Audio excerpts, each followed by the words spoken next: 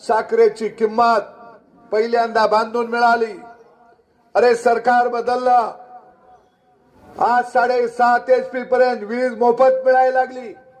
शेतकऱ्याची 46,000 कोटी रुपये विजेची थकबाकी माफ केली। शेतकऱ्याला कर्जमाफी दिली। शेतकऱ्याच्या दुधाला 5 रुपये अनुदान दिलं। गोर गरिबाला मुख्यमंत्री आरोग्य सहाय्यता निधीच्या माध्यमातून अरे 10,000पासून 15 लाखापर्यंत मदत मिळायला लागली। अरे युतीचं सरकार आलं म्हणून माझ्या माय माऊलीच्या खात्यावरती 1500 रुपये यायला लागलं।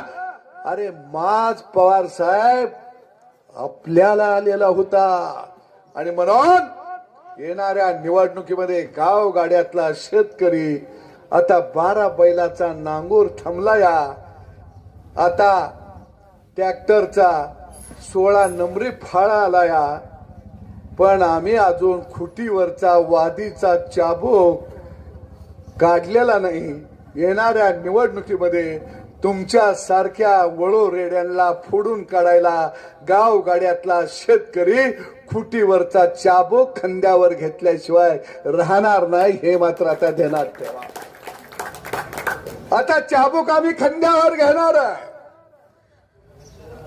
या महाविकास आघाडीच्या वळू रेड्यांना आम्ही आता चापकानं फोडून काढणार आहे। अरे तुम्ही शकुनी मामा सारखा कितीही डाव टाका, पण आम्ही आता थांबणार नाही।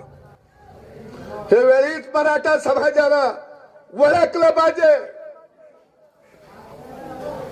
सगळं दिल्यानंतर सुद्धा या राज्यामध्ये मराठा समाजामध्ये काही लोक धुई माजवण्याचं काम करत आहेत।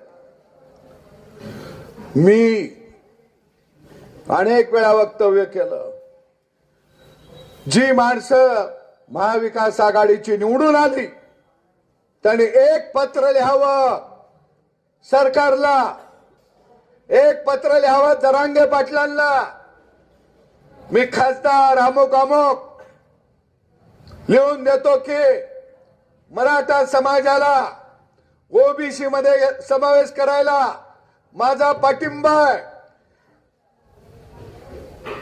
रोज घर कोंबडा आरोळी देतो संजय राऊत नावाचा, त्या कोंबड्यालाही मी सांगतो अरे रोज बांग देऊ नको खुरोड्यातनं, तू एक पत्र लिहून दे जरांगे पाटलांना, माझी उभाटा सेना मराठा समाजाला ओबीसी मध्ये समावेश करायला पाठिंबा देत आहे। अरे कोंबड्या बघूया तुझ्या जोर आहे का।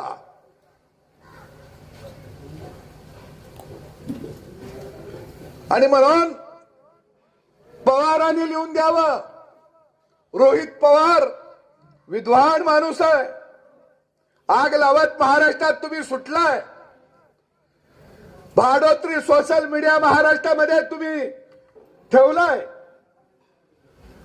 तुम्ही लिहून द्या रोहित पवार की मराठा समाज ओबीसी मध्ये समावेश करायला या रोहित पवाराचा पाठिंबा आहे, द्या लिहून।